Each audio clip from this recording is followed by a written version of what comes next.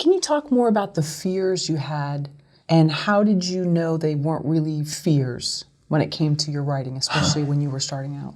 That's interesting because really, I believe they were fears. I think that the things that people are afraid of in writing, they should be afraid of. You know, you should, and if you're expecting to make a living as a writer and you're afraid that you won't, that's a very legitimate fear because the odds are you won't. And in fact, I think one of the most important things that I would advise is plan for the thing you fear. If you're really afraid that you won't make a living as a writer and you want to be a writer, start to plan for how you're going to be a writer when you don't make a living at it. Because I ran into that often, even after I was a professional writer, because even when you're a professional in the union, a highly paid writer, it can dry up, it can go away, things can change. And the important thing that you want to do is think, first of all, would I stop writing if I couldn't make a living at it? If so, I don't know that you're going to be A, very happy, and B, a writer, because you need to be able to want to do it no matter what. And then, okay, so I will be a writer and work early in the morning before my job as a pharmacist, or I will be a writer and be, as I was, an office temp for 12 years, or I will be a writer and live with my family for the rest of my life. Whatever it is, you know, there's no right or wrong way to do this. There's no actual path. And so you've got to figure out what makes sense for you. And one of the most important things about that is to recognize what you're afraid of and try and plan for the reality of it. If it's going, it could happen, you know. And I think that that actually is what helps a lot, is to say, well, all right, if I don't make it in Hollywood, would I still keep writing? And the answer should be yes. It may not be I'll keep writing scripts, or maybe I'll write scripts for podcasts that I can produce myself, or I'll write for theater, or I'll make graphic novels. Whatever it's going to be, face the fear and be realistic about it. That was actually what got me through. That big fear. Am I going to be able to do this?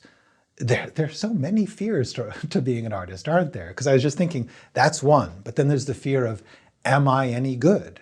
Maybe I'm not good enough. And once again, the answer has to be, well, you're going to be as good as you're going to be. I mean, being afraid of it is not going to make you better.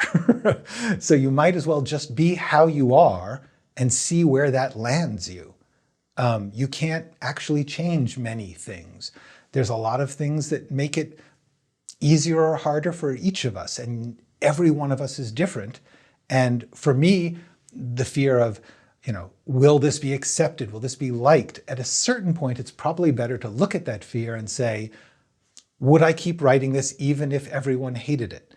And if you can find something that you would write then, that's probably the thing you should write. Find a way to do the thing that you do no matter what.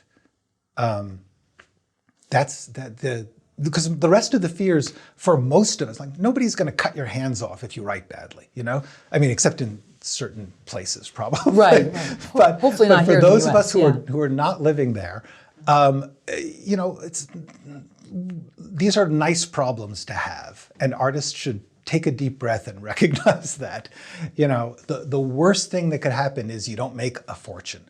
Oh, gee. You know, if you write operas or poems, you would never even occur to you. Screenwriters have this weird idea that they're supposed to be rich and famous. That is not actually an artist's lot. Most, 99.9% of screenwriters are not rich and famous.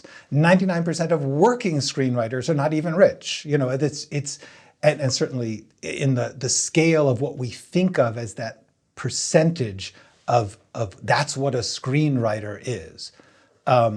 Most screenwriters don't get to choose what they work on.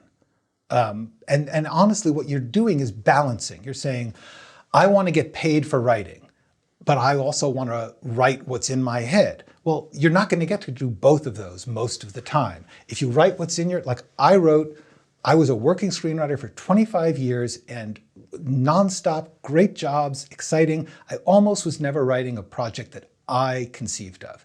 I was being hired by people who wanted my talents and my skills for their project.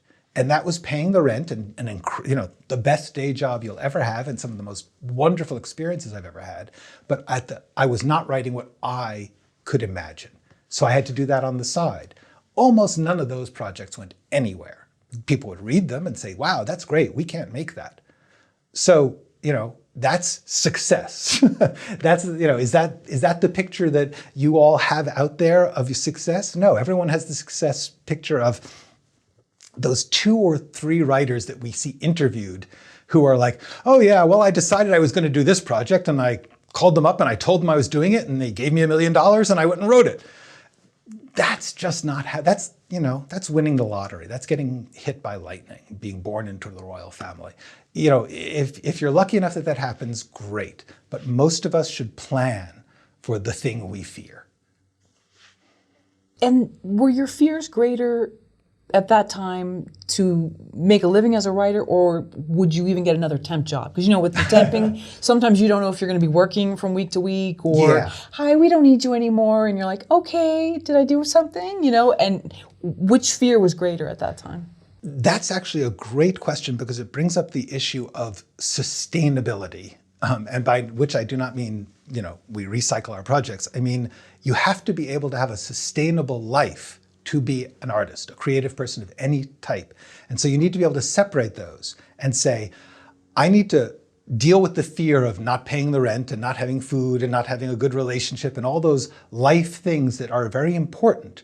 They have nothing to do with your work. And your work should not be making the save on those. You should not be saying, I have a crappy relationship, but one day I'm going to be such a famous writer that they'll love me anyway. That's a bad plan. Have a good life and then write. Have a life that you can live whether or not you ever become a rich and famous writer. And if that is a small life, good, whatever, as long as it's a sustainable life, as long as you can take care of yourself, then you can apply yourself to the process of writing. An artist, an artistic problem, the problems of am I good enough, is this meaningful enough, all those things, let alone will it make any money, which is not really entirely an artistic problem, is a separate thing that you do when you have the space and the health to do it. You first have to take care of yourself. You have to have a place to live and a routine by which you can live fairly reliably and hopefully with some good mental health. Take care of that first. Don't be in debt. Don't put off all the things of your life until I'll take care of that when I'm successful. No one's ever successful enough to take care of that. That has to come first, and then you make a space for your work. And you'll deal with each artistic problem like, what is this scene about? Or is this a good idea that I feel like committing a year to? Those are artistic problems, but they have nothing to do, they shouldn't be how you decide whether or not you're going to pay your rent. If you get lucky, I mean, honestly, once, if you get into the union and you become a professional writer, you're still basically not going to be asking that question. You're going to be asking, how do I get this job that someone else has done the creative work on and I want to work on their project? Because except for a small, teeny number of people who are showrunners or people who are writing features, which is a very small number now, you're mostly working on a staff. That's a job. It's a job at a corporation.